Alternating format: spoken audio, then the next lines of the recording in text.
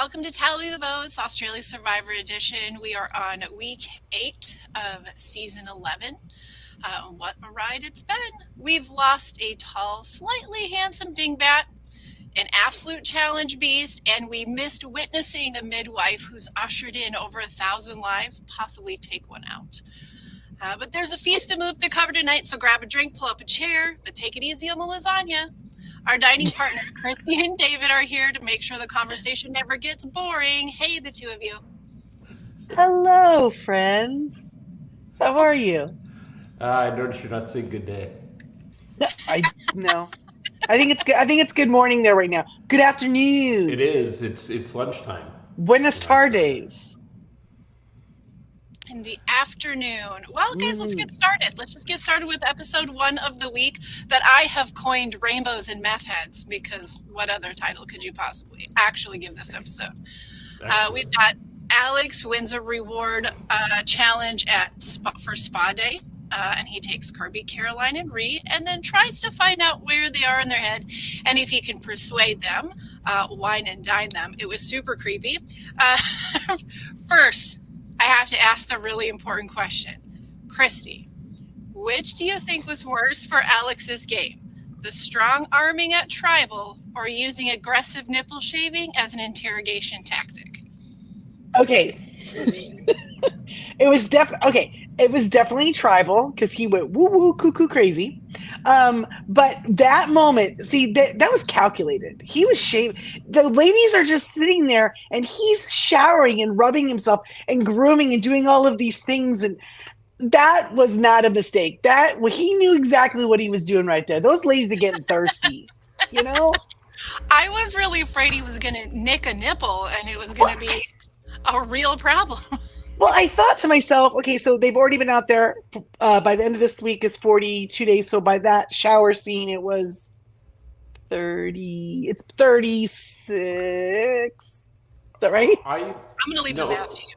Well, it would have been 37 because they were like, the last day we saw was 41, I believe. All right, 37. And I'm thinking, like, he looked clean shaven on his chest anyway. So if it wasn't, it would have been showing by then, I would think. So did you really need to shave it? I don't know. I think that would get really itchy. Now you're going back to the beach. Just saying. No, ladies, I have to understand, is shaving the chest, is that like a hot thing? I mean, it's like a thing that a lot of guys who are like, working out and building those muscles do. So they can show them off.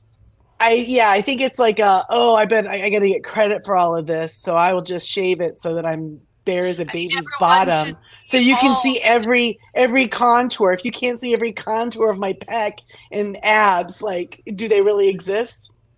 See, well, I don't like to show off. I think Kitty's in better shape than he is. Oof, yeah, she was.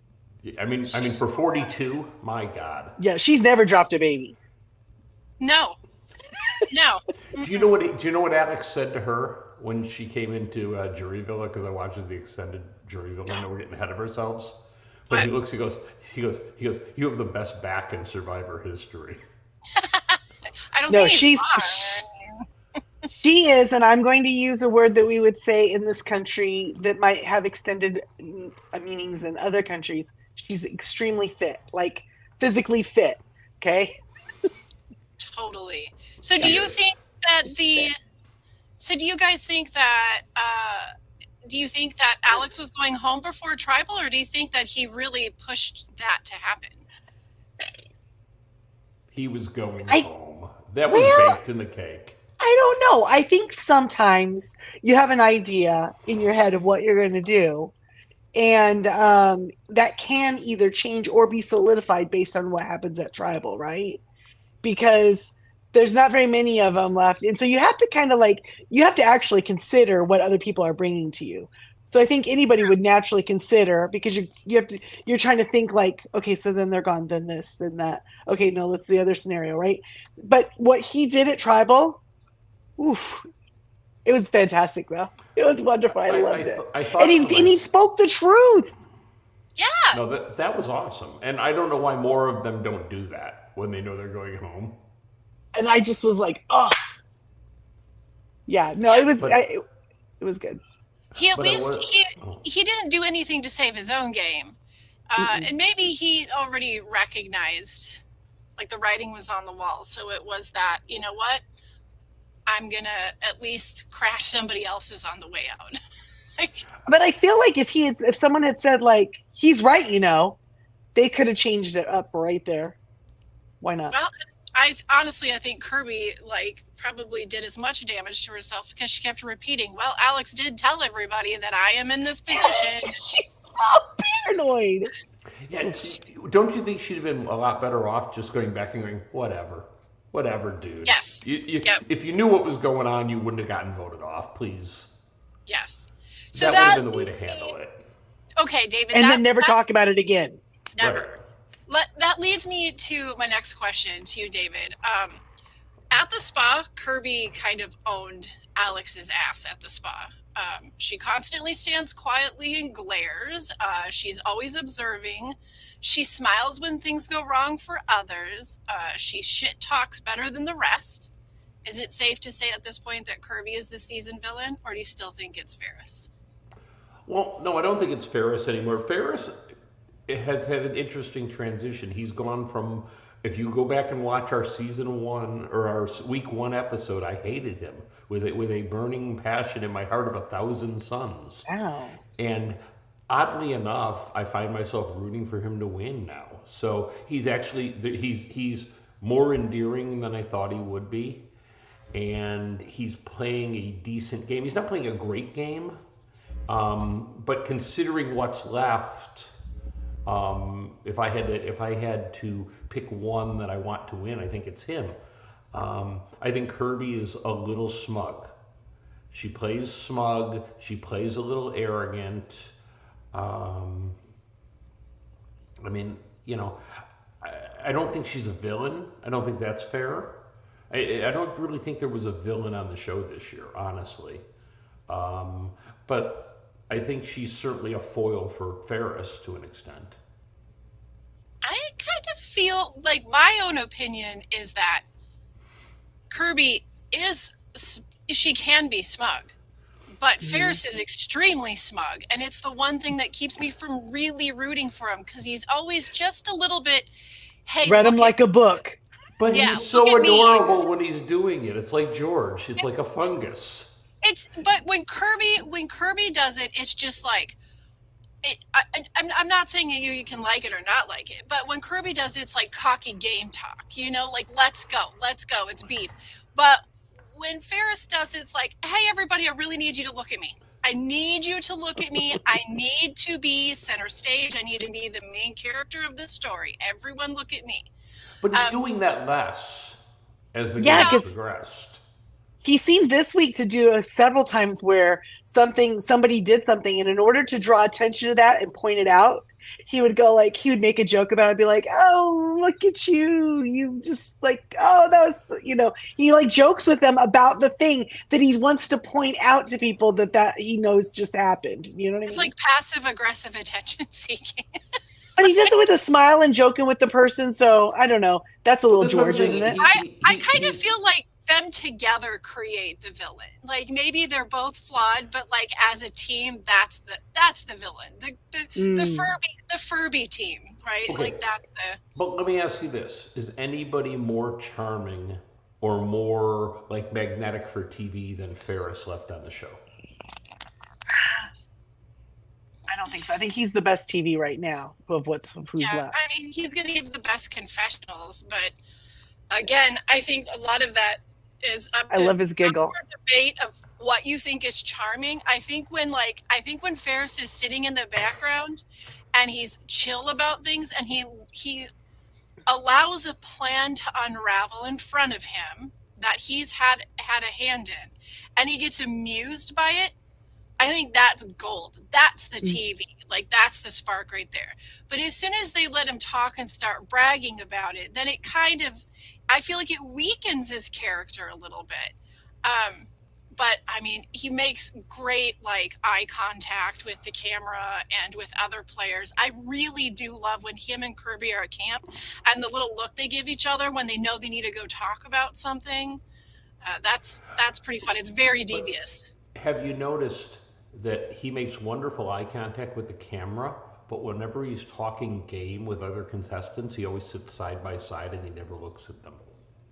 Because his eyes give it away. He's like, Is he's that looking why? at the water, or he's looking at the forest. Or is that so that if someone walks up on them, they're looking out, kind of, the whatever, and then it doesn't look so intense face to It face. doesn't look like a conversation. Like, oh my gosh, like unlike you can just be Eden, talking about, yeah.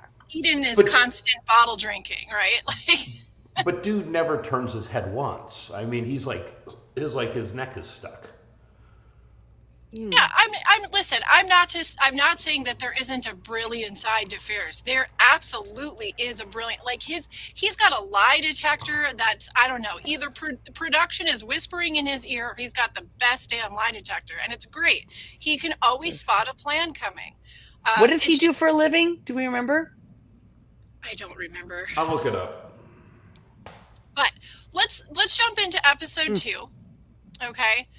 Since we are talking about Kirby and Ferris, there's this in episode 2. There's this like long conversation that we keep hitting back on, where they're talking about the desire to beat the best, right? So the winning against the best matters more than just winning. The funny part is they talk about it like it's never been talked about in Survivor history. Right, and they're fluffing each other so hard on that. Right, bring in a big player. Bringing a big player to the end is important. Give me a break. It's just to make the other one feel comfortable that I'm not about to slit your neck. I mean, is that wise? I mean, we watch enough reality competitions we've heard this conversation many times. Does it ever really like pan out in a great way? It's not. It's always a lie, isn't it? Doesn't it always crumble? Yeah, it's not the best. But more importantly, do you think that this specific jury would see that as a big move? Like in US Survivor, the new like hip thing is I gotta make fire because that's gonna be the final move that impresses the jury. That stopped working. Jury doesn't care about fire anymore. They don't care. Does this jury care about strong, like beat the best at the end? Well, I think for the fire thing, the reason that doesn't matter is because now people can calculate for that. They can go, we got to get rid of this person before then because we can't have them.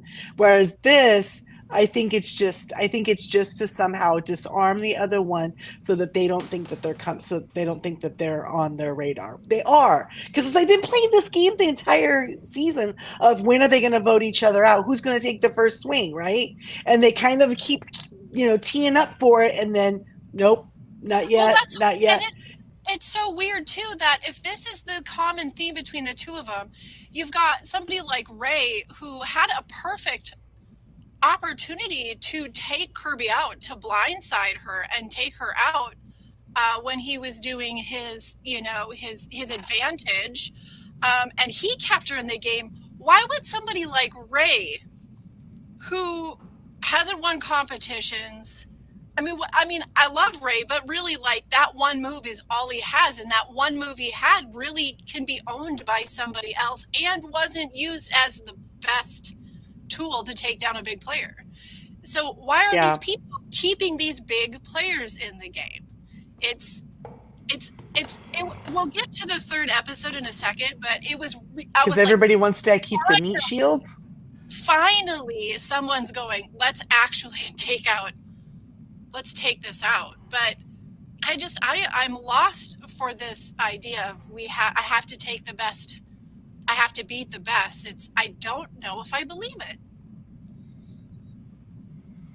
What do we got here? I can't read that. David, you're going to have to read it for me. Yeah, Frank says bringing the best will work for the person that is actually playing the best. Kirby is the best balance of social, strategic, physical. So she will bring Ferris. It says Fears, but he corrected it in a subsequent post. And he says no one will take Kirby. And I think that's accurate. I think that's spot on, Frank. 100%. I do think it's accurate. I do think, though, that Ferris still thinks he can beat her. I don't know. That's what I get from him when he's talking to her. Like he does, right? Yeah, he's just like, you're so bless your heart. And I'll say it again. Ferris has a Kirby-sized hole in his bullshit detector. The blind spot. She just keeps walking through it. He wants her approval so much. You think so? Because I felt when she's saying I want to go to the best, I felt like that was falling flat on him. He wasn't eating that up she thinks I'm the best. I didn't think her respect, he believes that. And he doesn't believe she's going to do it. That's what you were seeing. He's thinking you'd have to be crazy to take me because I'm clearly the best player. The way he talks, I wouldn't be surprised if that was right. He is the best. And by the way, Ferris, I have pulled it up, is from Sydney, New South Wales, and he is an HR manager and specializes in aged care and disability. I would have never in 100 years. I love him. Okay, so imagine you are someone with a disability. You go in, you need him to fight for you in HR. Oh, that smile. He's going to get him. He's getting someone. Someone's getting in trouble. He's writing somebody up. Oh, you shouldn't have said that. Can't say that. Now, Christy, okay, so we're talking about everyone needs to... And here's a shock. He has 12 challenge wins. How can that be? He has 12 challenge wins? Are they counting team wins? Well, they're counting team. Yes, they are. Oh, okay. So no we're talking about, I'm going to take the best. I got to take the best, and I'm talking about Ray not making a move and taking out one of the big players. But then we have Caroline. Now, keep in mind this is episode 2, not the latest one. But Caroline is commenting again, or Caroline is commenting again that she's go after Mark. And why? Because Mark's one of the big players. What is he? I mean, is he though? No. Why is she so tunnel vision? Ferris is tunnel vision to Kirby. Caroline is tunnel vision to Mark. But what's interesting is when we get to the 3rd episode, we find out not so. So go figure. Yeah. It's really strange. I feel like there's some, maybe because there's been so much happening, especially on the Ferris side. I think that it's fair to assume that we're missing some Carolyn and Mark conversations, or something that's happened at camp here or there. Well, I do know that it feels like the very beginning of the season they were setting up Kirby and Ferris, Mark and Carolyn, right? It was it's almost like mirroring the 2 tribes, right? But the one is still kind of a rivalry. The other one, I don't think Mark even thinks about her. Do you know what I mean? It's kind of fell flat. The oomph isn't in that one, but it is for Carolyn. We see kind of where that is in the 3rd episode. But I will have to say that I thought, they spend a lot of time on the island, and there's a lot of downtime and boredom. Right. And if I was on the island, I would set a personal goal. I'm going to change Caroline's opinion 6 times before the immunity challenge, because I think it's possible. She literally changes her opinion based on who the last person who talked to her is. I feel like that's because Alex got in her head. Alex is in her living rent free up there with her. She hasn't done nothing. Well, but now she wants to do something so desperately that anybody could exploit But I think that's why she flops. She's always thinking how can I get the best move for me, for that I can own it or whatever. Who knows? I don't think she's a great player. Something I've picked up on Carolyn is that I think she's a fiercely independent human being, and in a game where wouldn't this be awesome if this was real? If it's Ferris, I just have to say we love you. I mean, David hated you and you converted him. I did. Go back and listen to the first episode. I was not Go figure. I gotta figure that's JP with a Ferris handle, but that's fine. Still worth putting up. Thanks JP. It's a lot of effort for.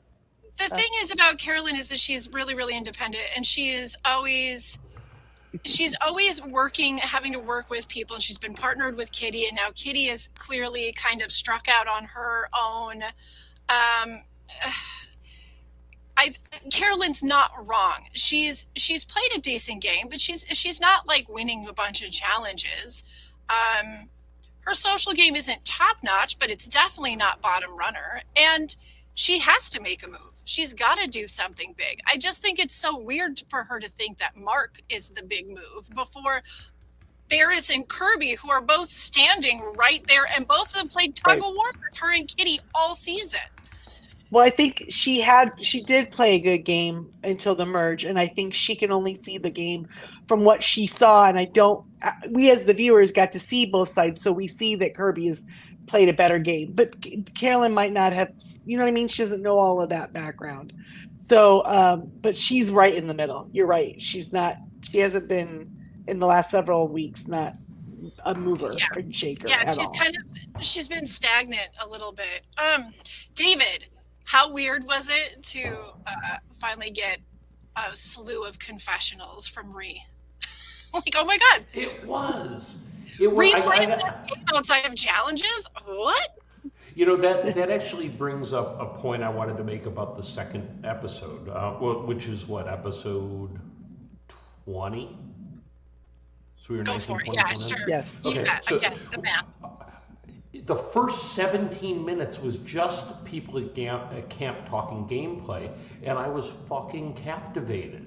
It was Survivor the way Survivor should be played. A bunch of people.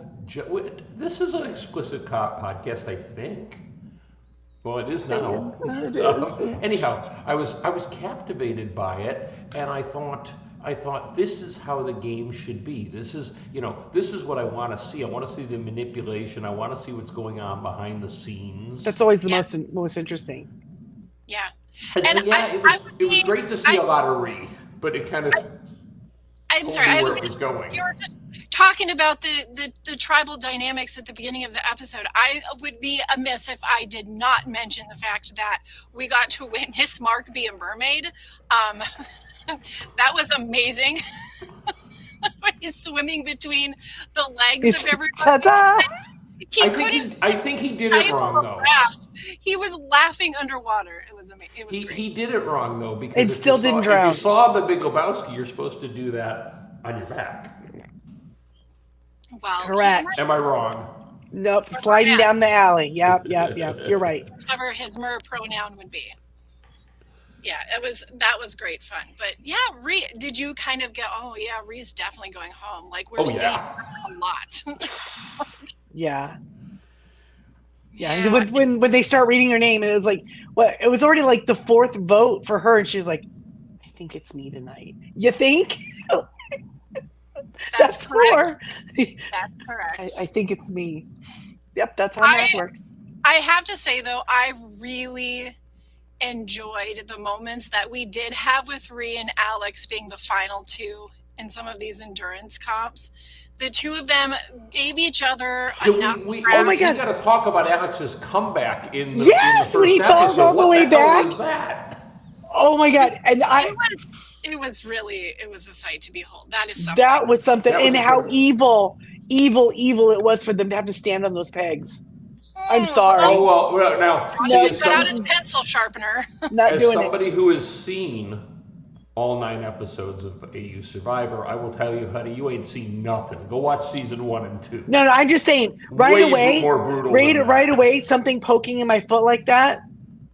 No, there was. Is that the challenge? He said that originally went 6 hours, right? Like the original version of that. Was that George's 6 hour? No, he didn't do that challenge. George did a challenge where he stood on a peg and then on 2 pegs, and the pegs on the top were coming down slowly. Oh, okay. And it went on forever. But the first one went on, the first final were them standing on pegs, and they had to keep their hand on like a totem. And it went on for like 7 hours. And they actually had to be helped down. And there was a gal, I don't want to spoil it for you, other than to say she did nothing most of the season, and she ended up winning because of how she did in this challenge. Wow. It sounds Spoiler. terrible.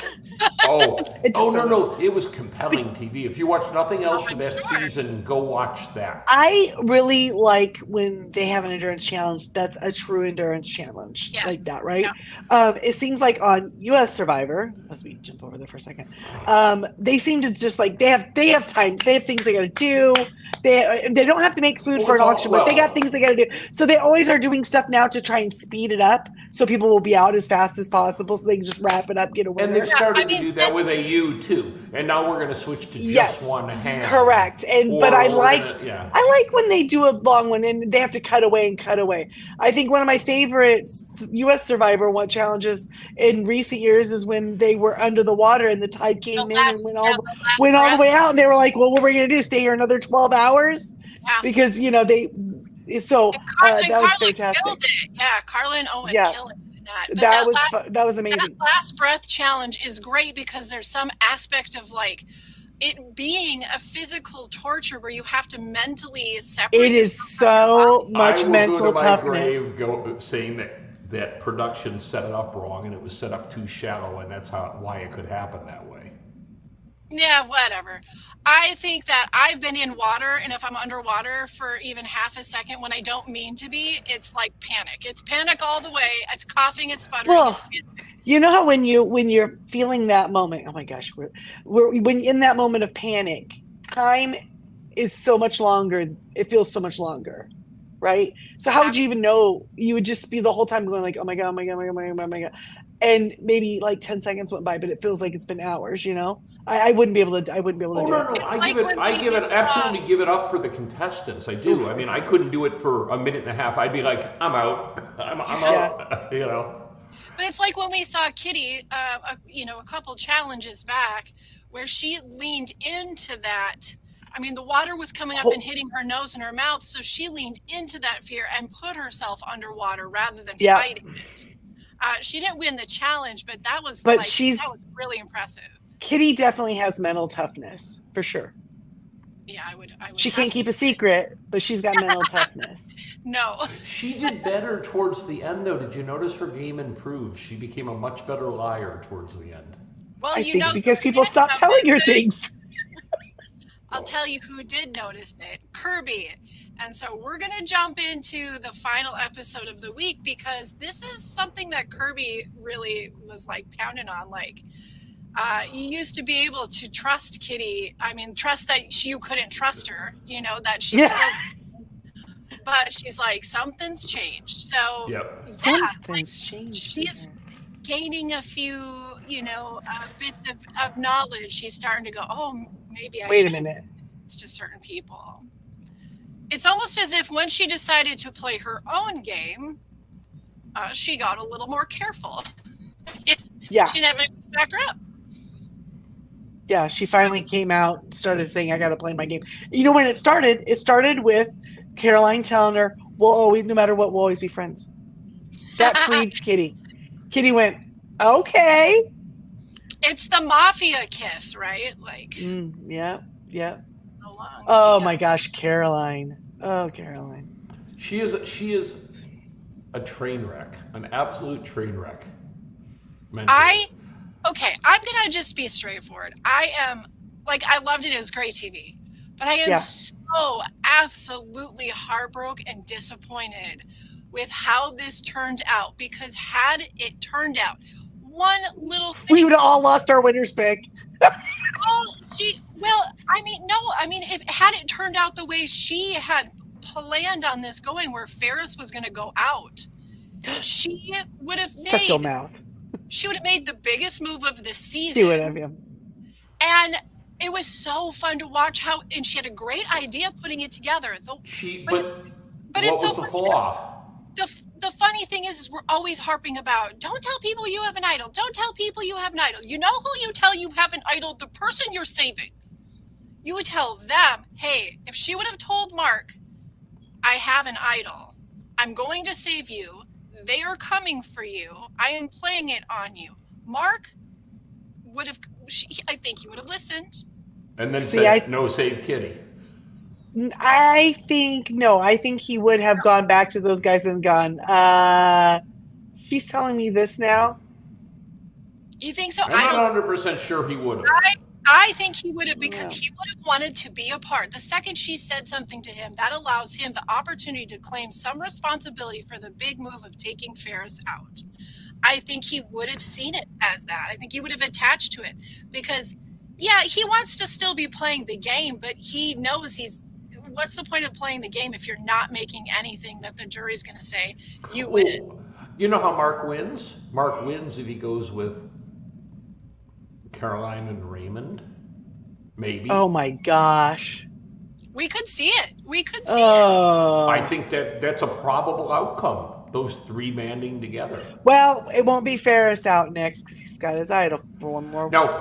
Here, and I have to say it. And Ferris, if it was really you listen to the podcast, I have to apologize because I'm going to criticize your gameplay. Okay. JP, you can go ahead and send me a fake text and I'll put it up. But here's the thing: could you imagine if Ferris was sitting right now with two idols going in? Oh yeah, he could literally pick two of the final four. Yeah. And the idea that he let what's his name, Alex, find that idol, I don't understand it. I don't get it as a gameplay, and maybe someday he'll explain it publicly. Maybe he has, but it doesn't make sense to me. And if he had that right now, he'd be such a force in the game because he could get loyalty from anybody just simply going, I can guarantee you're in Final Four now. I just wonder if the thought process to let Alex have it was that he was already feeling the heat for having the one. But then he could have let Eileen have it, who was a much closer ally. I don't disagree. I don't disagree with you. But I think he was a little afraid of even anyone finding out that he had found a second one. But could you imagine if he was sitting right now with two? I know. Well, we haven't heard anybody talk about, but Ferris has an idol a whole lot for quite a while. But they know. Sure, but it's like they aren't doing anything to fish it out. How many opportunities did they have where they could have at least tried to dangle something in front of them to fish it out? Here's the thing. You think the play is at 5 because it can't be used after that, to just throw it on and say I'm using it, right? Mm-hmm. But the prudent play is, first of all, see who wins. Mm-hmm. So let's assume that Kirby does not win immunity. Okay. Okay. Or no, let's say she does win immunity. My scenario works better if she does win immunity. So they decide to go after Ferris, which would be the smart move, right? Is Mark and Caroline decide to go after Ferris, and Raymond's vote becomes, he could go to Rocks, but I doubt he will. So They decide to go after Ferris, so then he can play his idol. But if they decide to go another way and he gets wind of it, he can give the idol to somebody else. It's a super powerful position to be in at 5. Absolutely. It makes sense. We've watched, 2 seasons ago, we watched Sam and Mark constantly. You thought they were going to play that idol, and they toyed with it over and over again, but they held on to it until it really mattered the most. Was that the crotch idol? They wanted to keep it so they could claim it on their taxes as another dependent, I think. But was that the crotch idol, Jamie? I forget. Aren't they all crotch idols at this point? Yeah, but there was one we actually hashtagged as crotch idol. There was the crotch idol, and then there was the butt crack attack idol, which was Simon's. Oh, yeah, the butt crack fake idol. Yes. Yes. It's just a cookie, dude.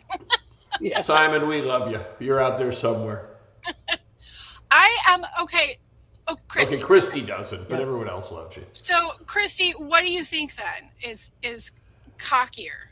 Like all the shit talking, or not looking for an idol until the very last second, or having one and never playing it? I think, like you said earlier, he has an extremely good lie detector. I think he's an extremely good read on people. And he's been, and if he isn't good at it, he's at least been very good at it and lucky at it in this game. And I think that makes him believe that has that ability will continue, right? And so I think he thinks that he hasn't had to use it, and he hasn't. So it's kind of worked for him. And being able to save it to the last is the best move. So let me throw on another scenario. Let's say he doesn't feel he's the target.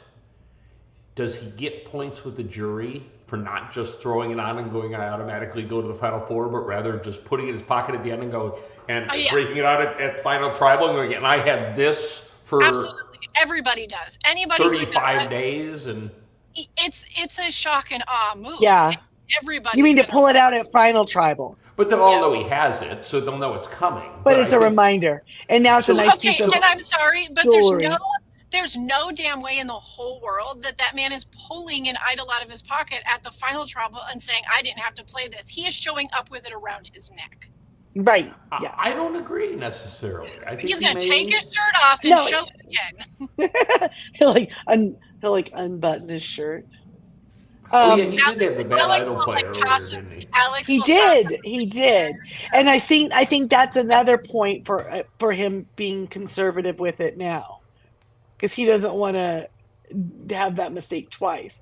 Now, it may be something that he is using. Maybe he is sitting with it saying, if I absolutely feel like I have to use it, I'm going to use it.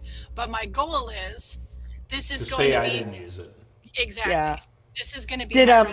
So now that Caroline has played that one, does it go back out there for this last one, do you think? You have to assume. I would think so. So he still could go and find one and have two, like your scenario was, because otherwise, wow. Well, let's hope Caroline can find another one. Because what if he found the other one? What if he found the other one and he won immunity and he had two idols and immunity? He wins the game. Forget about it. Yeah, because he's picking 3 of the 4. He would give one. Raymond. And then who would he give? Let's say, in the odds against all odds, let's say he wins immunity and he has 2 idols and he gives one to Ray. Who does he give the third one to? Caroline. I think Caroline. It doesn't matter. All he's doing is buying a vote. He's buying a vote at Final Tribal with it. I have heard rumor that it's a 2-person, not 3. Okay. That's because AU Survivor rocks and US Survivor sucks. Well, I know they were at 3 for a while, and so it was an exciting announcement that they'd be 2. Well, I forgot what I was going to say. I get so excited about Final 2. Wow, look at Frank with the bold prediction. Yeah. Anything that says Ferris and Boast. Oh my God, that Frank. I like that because but he follows up with this and he's right. Because they're gonna if they got a chance at both of them, they're gonna split on the 2 of them. Yeah, maybe. It's what makes sense. Well, but they can't if she and he are aligned on somebody, then they can't split on them because there's only 5 votes. So if 2 went to either Ferris or Kirby, and he played it the right way, then Ferris and Kirby would decide who goes home. Yes. And I could see that happening. And it wouldn't be Ray. Because Ray is he's like Ferris's child. But Ray's the one you got to get out at this point because he's the one who actually has the resume. He has the big move. Even though I don't think he played it as well as he could. Well, okay. There is one very intelligent thing that we did get to hear Ferris say that shows us a little bit of his idea of how he's closing out his game, is talking about who he would rather have on the jury than have to defend his game against. So that's one thing. Ray on the jury is going to be much more helpful to his game, to Ferris's game, than Carolyn or Mark's going to be. Oh, no question. I have a question. I remember what I was going to ask you guys. Mark, we know he is really silver-tongued, right? Yes. But I don't know. He's really been holding back, right? That's why I think Ferris maybe he would take Mark. Maybe Mark hasn't shown himself to be able to make those arguments. Maybe he thinks Mark would be weaker than Caroline. There's a lot of fans out there that are predicting the possibility of a Mark win. I personally don't see it. I don't think he could sweet talk this jury enough. Mark wins with a Raymond Caroline final. With a Caroline final, anybody wins. I feel like if it's one of them. Now, if Caroline had managed to make this move work, it would have cemented a big player. Like, I But think it got way over Raymond's move. But her fatal flaw here was believing that they were all doing the thing she told them to do. Yeah. Well, no, they weren't doing that. They were lying to you, Caroline.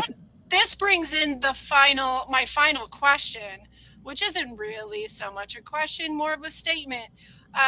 But do you guys think that when Carolyn says overconfidence is overrated, that those are like the wisest words of the season? I was writing. It was so great. Like, yes, overconfidence is in fact overrated, and it just kicked you in the ass. Yeah, it did. It did. No, she just thought she hadn't thought of what happens if. Yep. She was so sure that they were. She asked them so many times, you're giving me Mark, right? You're giving me Mark. Like she made it sound like, oh my gosh, she just couldn't live another day with him or something, you know? She so needed him out. Maybe she like oversold that one. Yeah, maybe they started going like, what is she? Especially that's something Ferris and Kirby would have instantly picked up on. Another problem is one thing I have seen a lot of on this season is people who are terrible at tribal. They're terrible. Like, Val was terrible at tribal. Well, and the way that you say certain things, that's what Ferris is catching on to. You can see when somebody says something and his eyebrows go up. It's this little thing he can catch. That's where his eyebrows go up. He does this. Yes. And he always sits in the back too. and where Carolyn tonight, when she was having a moment in tribal and talking, she said, I would just, as long as the plan that I put forward. Yes, and he went, interesting. Okay. Like they clued them in there. Oh, homegirl's planning a big move. Sarah did this all the time. Reed did this all the time. Val did this all the time. It's like a constant thing where it's like everybody says just a few words too much. Caroline was so confident that she had a play here, that she was letting the jury know ahead of time, oh, watch this, I got a play here. Oh, and you know what's great? Have you watched any of the extended tribals? Not this one. You've got to watch them because they go up and they actually give their little speech that maybe didn't make the cut. And some of them is funny because they're like bragging about their move that fails like a minute later. Rays are the best because like he'll be like talking about something as he's holding the card upside down, you know, with their name upside down. Those are pretty fun. I tell you, we didn't hear the foreboding thunder in the background. We didn't talk about my favorite moment of the 3 episodes, and that was when Kirby was trying to pitch Caroline, Kitty, and Ree on the all-female alliance, and I knew right then none of them had seen Tally the Votes even once. Because otherwise they would have known that first of all, Kirby was lying. If the person who 99% of all female alliances fail. If the person who's suggesting the all-female alliance is lying, she wasn't lying. She wanted their was. votes for that one. No, but she was not. She did not really want to make him. Well, she did to get through that tribal. She was not lying. For one tribal. You're both overlooking what was actually the best part about that is that 2 minutes later, Ferris says, "If I know Kirby," and I think. Yep. Oh, I love that. That was fantastic. And the way he went up to Kirby and he was that's how he got Caroline, because he said, I know what she did. She told me what she did. Told me she did that, right? And she's like, yeah. That's correct. I really loved the editing that we got in our second episode. That second episode editing was it was beautiful. We had the moment where Kirby won the challenge that she knew she needed to win, and she just stood there like quietly, just trying to. She didn't break the thing.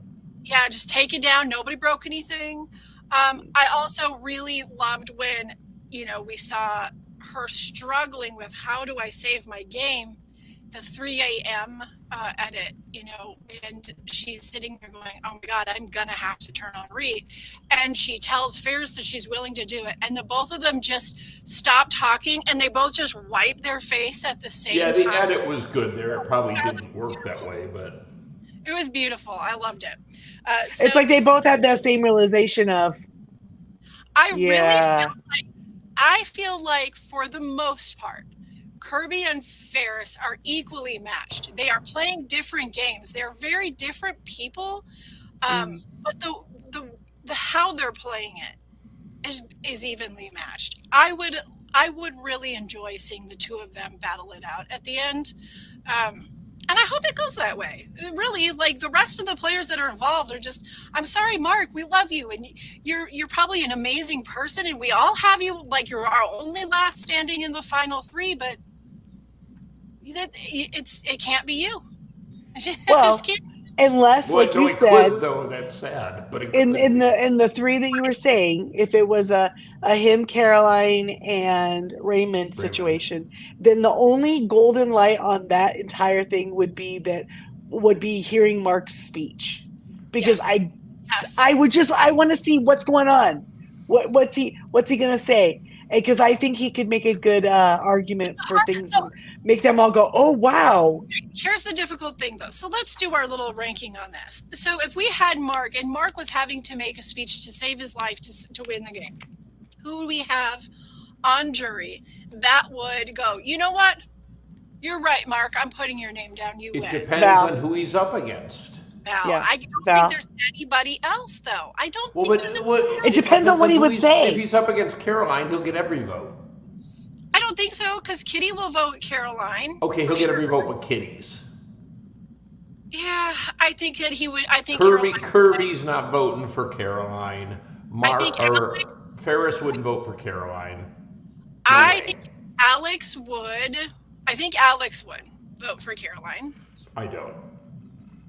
If it ended up being the three of them, it might be hard to.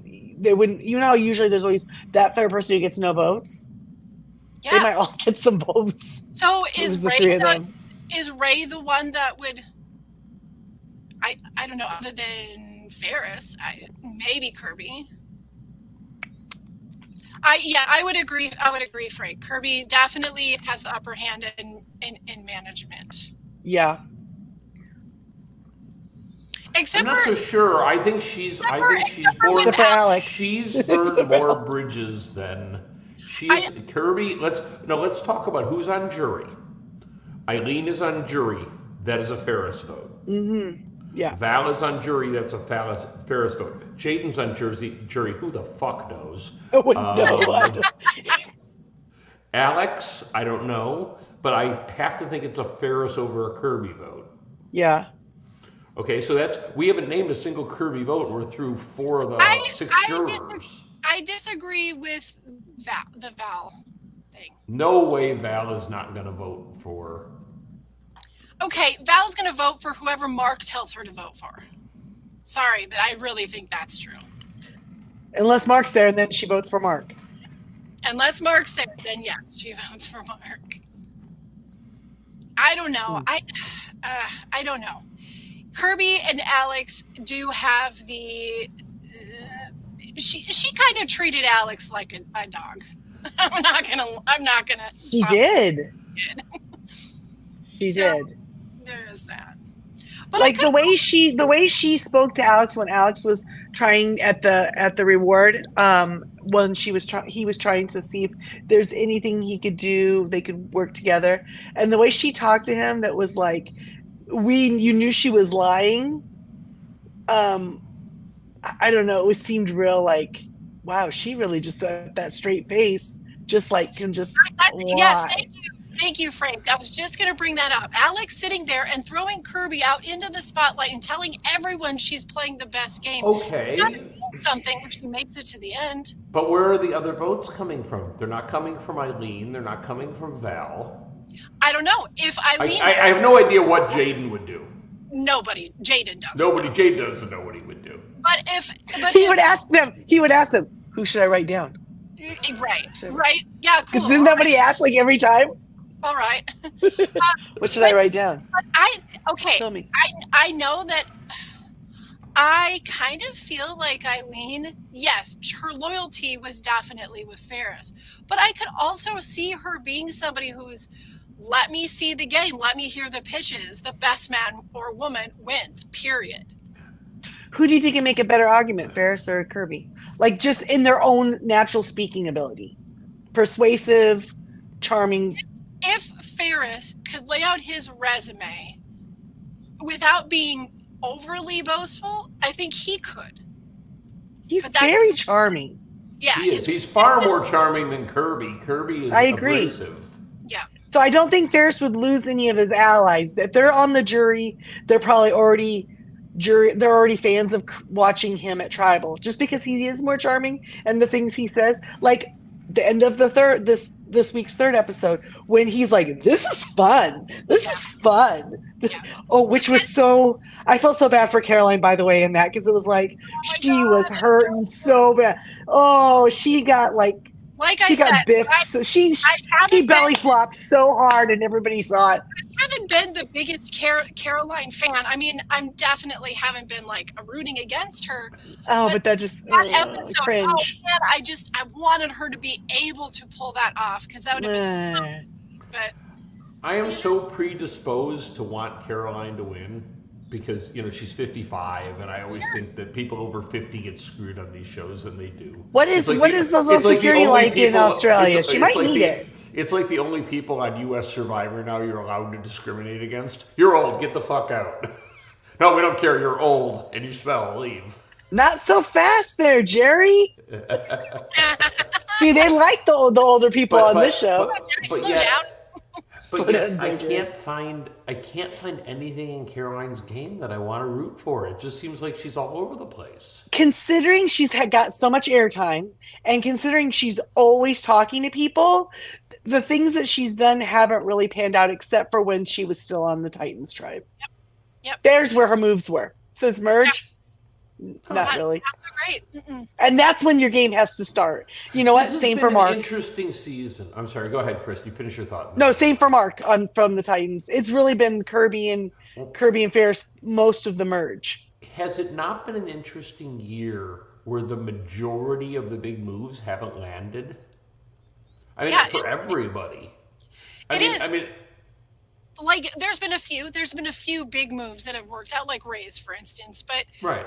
My gosh, how many like amazing plans were there? But again, it's because these people suck at talking at Tribal. Like they just give their game away the second they sit down. There's something about JLP's like eyes that just, and you want to know what it is? It's because he's an antagonist and he is always stirring that damn pot at Tribal.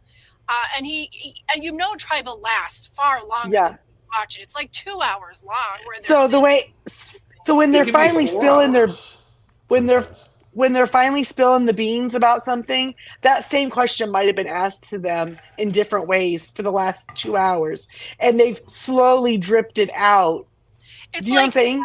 That like now, but the way that it's going to look like they just the Better Call Saul Palo, thing. Now, good. Now say it again. Now tell me again. Say it again. Let's tell me again. Let's tell me again. Oof. Well, it's the same thing police detectives do when they're interrogating you. Is go, okay, tell me the story again. Yeah. Well, I've told you it 5 times. Yeah, I want to hear it again. It's a tough one. This group is, I don't know. It has been the strangest dynamics, because you have you've got Caroline's story, and Kitty's story has always been Caroline's story. Yeah. And I do like Kitty though. I wish she would have. I wish she would have been the leader of that duo. I wish Kitty wouldn't have aligned herself with Caroline. I think if Kitty would have aligned herself with Ferris or Kirby, she would have been a real force. Or Mark from day one. She could have gone with Mark. Yep. Those two could have been probably better together. He was blinded by the V's. The V's. Well, and she's got. As I would have been, by the way. I think the V's should have done much better. More dynamic. Caroline's storyline has basically been weaving in and out and around Mark, and Mark's storyline has been weaving in and out and around Caroline since the move where Viola was like, we got to go after Caroline. And he says, no, not yet. Like right there that was cementing his story in this game moving forward, and kind of Caroline's too. But then you have Kirby and you have Ferris, and both of their stories are like the passion for the game. Yeah. Doing what it takes, making the sacrifices where they need to. Ferris has had a long-lived passion for this game. It's been a life goal of his. It's really important to him. His heroes have been survivors. Kirby is new to the world, but she's falling in love with this game and she doesn't want to give it up, and she's willing to do anything she can to fight for it. Ray fits somewhere in between all of that, and I'm not entirely sure, but I stick by my original notion that Ray's important role in this entire thing is that when Merge came, they needed Ray for the Merge to be able to work successfully for the big players because he was the middleman. They needed it. He was a number.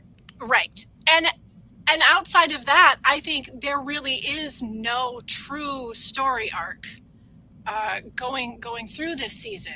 And I think that's part of why it's been weird and difficult to attach to some of these players. But also kind of awesome. Yeah, it's different. It's a different feeling than you usually have. Usually by the fourth week, you're like, I know who I want to win and I know who I do not want to win. Well, I mean, if you take this season and you throw George and Shawnee and Luke and the King, everyone has opinions on them going into the show. We went into this with no opinions really on any of them. And this is why my opinion on Ferris went from worst to first. Because I was only reacting to one episode where he rubbed me the wrong way, and then throughout, he won me over the next 20 or so episodes. And it's so great because your co-hosts already knew that was going to happen. Oh, hush. Nah, I could have seen it. No, David, you're going to end up loving I it. read you like a book, David. I read you like a book. This is like Dune. This is some sort of drug-induced seeing the future or something Christy's got going on. She's doing some weird shit on me. We knew. We absolutely knew. Oh, we just lost Christy. Whoa! She knows the future. She knew she was going to land in that flip-flop. spot. That's how... I'm getting closer to you, David. I'm going to start, poking you. She knows things. Okay, so somewhere along the lines, we have got to just touch base on Jonathan's quotes, which weren't the greatest this week. Again, signing off. Jonathan's really off his game, and he's really playing a very low-key part this year. Have you noticed And he keeps saying, let's get it on. Let's get it on. Stop it. Stop that. And he is not on Twitter causing a ruckus. And I'm telling you, that is the saddest of all the things because... Listen, we're not in Australia, but this is what I need our Australian viewers to do, okay? All right, Australian viewers, you guys got to find out where Jonathan lives, okay? Got to go to his house. You got to make sure you take away all the U.S. Survivor DVDs he's got in his house. He's not allowed to watch those. And burn them. Yeah, he's not allowed to watch those. We do not want him tainted with Jeff Probst. And then they got to get his phone and delete Jeff Probst out of it. That'd be good. That would be great. Don't be friends. And I don't know if there's another streaming area where he can get into his house. Make that go away. Get rid of it right now. We need JLP in his purest We form. need him to be he needs to be pure, because seriously, every time he says let's get it on, I'm like, okay, well let's do our traditional. Maybe that'll be my count, my new thing. I'll just count how many times he says it. Maybe that's how you end. As he slowly morphs and evolves into Probst. Maybe that's how you're going to suddenly end this video cast by accident. Okay, so first episode, we got one thing's for sure: with the end in sight, every move counts, and sometimes the only move left is to go down swinging. That's okay. I mean, Alex did go down swinging. That's kind of true. Yeah, It feels like more of a fact and less of a quirky thing, though. It feels like it could have been made up on the spot based on what happened. That's true. And not necessarily pre-planned. Not from the generic bag of generic things to say. Correct. Gotcha. Okay, next one we got with 6 players left and 6 days left in the game. May the best resume win. I think he was making fun of them because they must have said resume 1,000 times at Tribal. Because resume I really came think up. That was a mocking thing. Again, the previous episode, right? Didn't say resume. They said resume. Which Like schedule? Yeah. Yes, it's just pronounced differently, apparently. Resume. That awkward moment where your co-host mocks Australians' accents on an Australian show. I know, Jamie. Stop it. You need to stop. Resume. Okay, and the last one. At this stage of the game, it's hard to follow your gut. Sometimes it's spot on, and sometimes you're just hungry. I liked that one. That's the one I liked. I'm going to go with that because I don't even know what the hell he meant. But. They all laughed because that's where, at the very beginning of the episode, Kitty was like, this is where the hunger really starts. Like, they were making comments at camp about how, like, they had been hungry, but something must have happened around day 42 where it's like, no. We're really hungry now. Like, before that was, like, pre-hunger. This is, like, for real now. She was saying, like, something had changed, right? She said, this is real hunger now. And they were all agreeing with her, like, yeah. Okay, so final thing before we leave. And then she went home. Who do you think's going home next first episode? This is too hard. Well, first of all, can we talk about this? I just found out that I was wrong before when I said it was day 41. It was 42 when Kitty was sent home. Okay. Yes, so 42. That means we know there's 5 left. Okay. There's 3 votes in 5 days. Yeah, they said that. So are they going to throw a curveball at our head on Saturday night with a non-elimination vote? A non-elimination episode? Unless it's going to be final 2, like and you said. And then go 2-2? Maybe. Well, wait a minute. There was a lot of people who thought this was going to be the non-elimination episode, and it wasn't. Yeah, because we've only had one, right? Just one. Right. Are you going to do non-elimination at 5? Oh wait, maybe we don't get 2 this year since we're going down to final 2.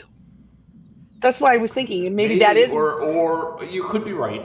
Clearly. Maybe that's the proof that it goes to 2 instead of 3. But the thing about it is there's still, it's the days that are left. There's 5 days left. There's 3 votes. So, and it's not like U.S. Survivor. They're voting.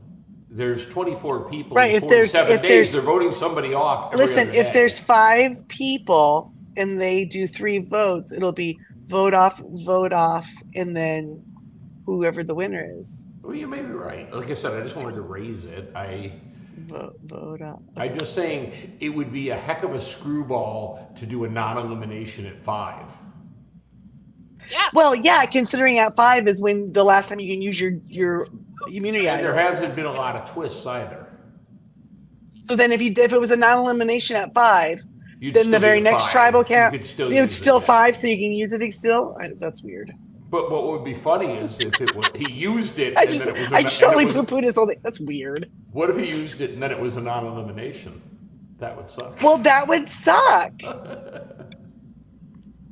That wouldn't even be his fault. That would be like, hey, don't change the rules in the middle of my planning. Would that be, hold on, would that be like them smashing an hourglass? It would be something. Okay. We're getting close to the end. I have to ask you guys. Yeah. Best player who's already gone. Only can name one. You can't name somebody. You can't say maybe. You can't say this guy kind of in this one. You got to pick one. Best player, not who we like the best. Well, who'd you like to see again, I guess? Well, that would be Eden. Gone. That would be Eden, and he can't be with the, what did they call themselves? Middle-aged mafia.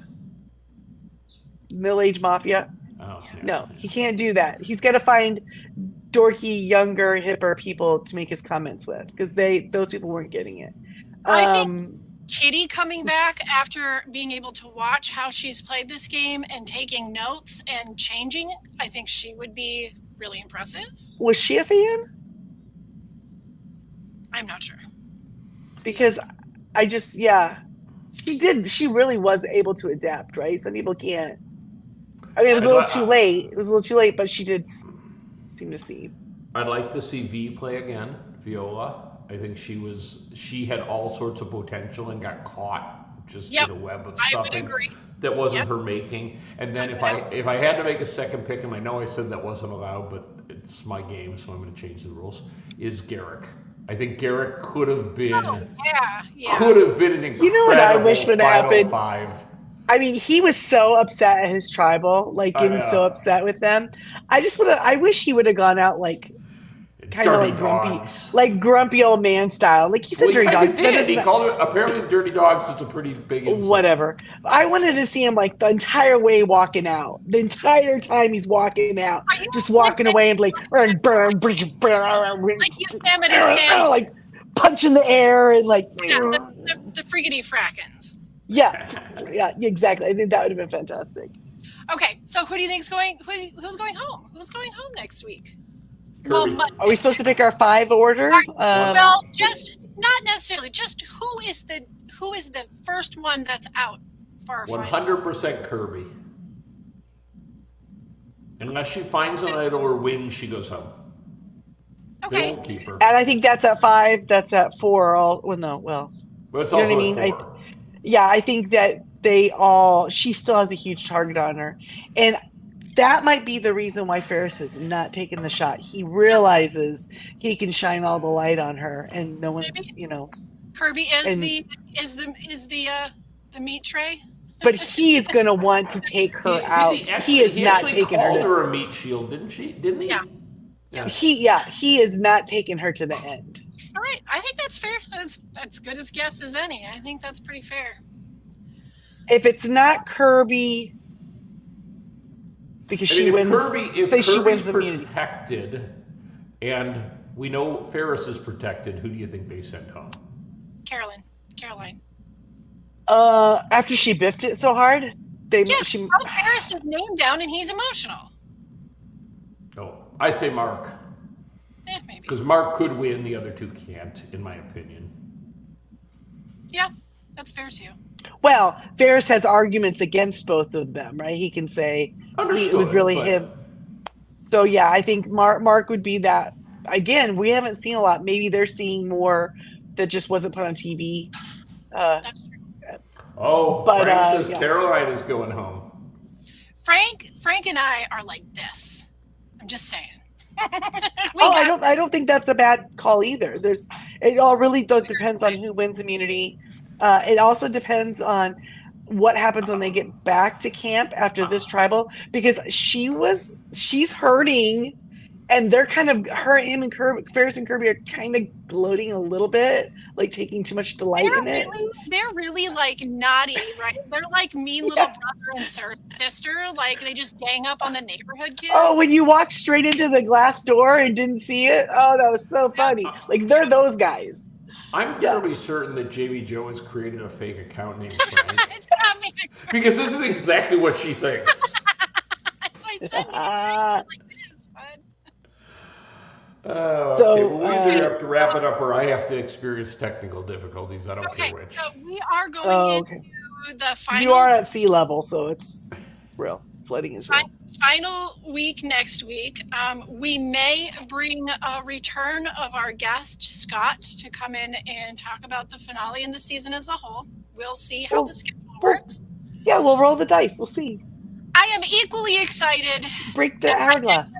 As I am sad. Because we do love this show so much, and we love talking about it. But there's one more week. It's so much better than U.S. Survivor. It went so fast, though, you guys.